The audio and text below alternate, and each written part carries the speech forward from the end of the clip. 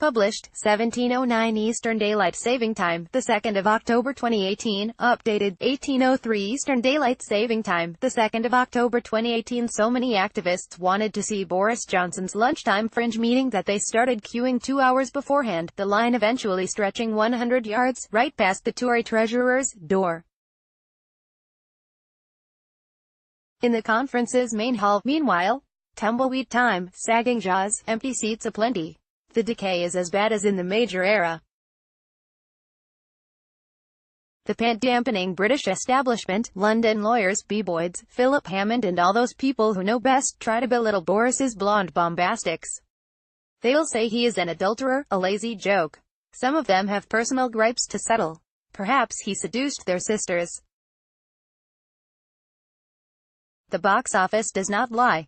Johnson rocks, as all those rank-and-file members made plain yesterday.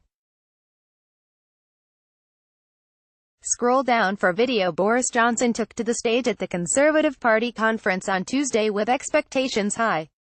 Activists had started queuing 2 hours beforehand, the line eventually stretching 100 yards after a serious, sober build-up delivered more in a tone of reluctant exasperation than glee. Boris shot out the words, "Chuck checkers."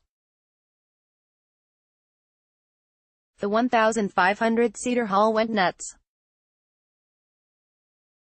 It was not just that they liked him, which they do, despite the bottom pinching, they liked what he was saying and they liked the solid, ungloating, respectful way he said it.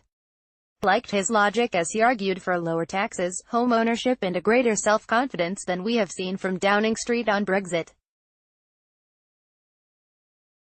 Oh, some will say, but he was so disloyal.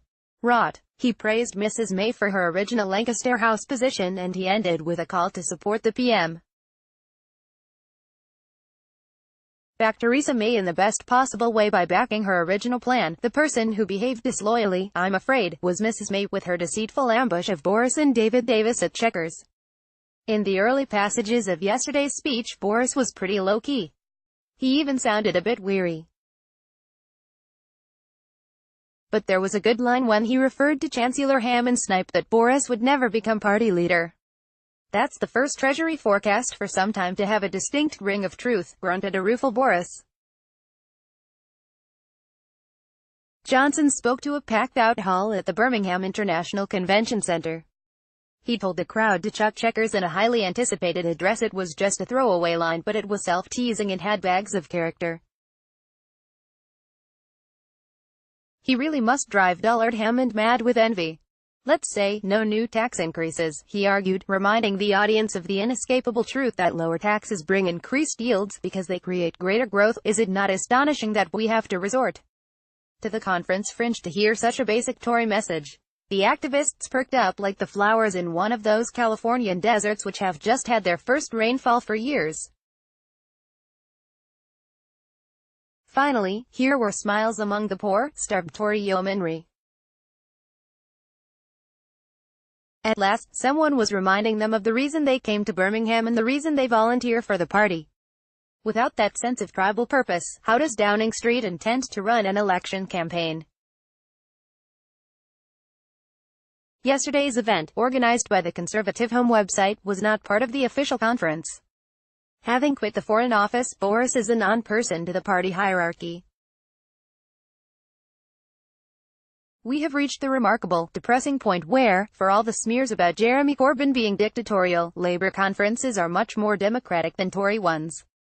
You get real debate at Labour conferences. The Tory leadership still thinks it can ignore dissenting voices. King Canute could have told them what happens when you try to overrule the tide. Boris stood there, crinkly-eyed, ursine, and simply said what thousands here think, Chequers is a cheat. If we cheat the electorate we will escalate the sense of mistrust. That, he said, would only make a Corbyn government more likely. If we bottled Brexit the people of this country will find it hard to forgive. Volleys of applause interrupted his flow. They whooped and clapped their hands over their heads. They waved Save Brexit placards and chanted, Boris, Boris, as he shuffled off the stage at the end, not milking the applause. He excited genuine philosophical fervor. Bang on.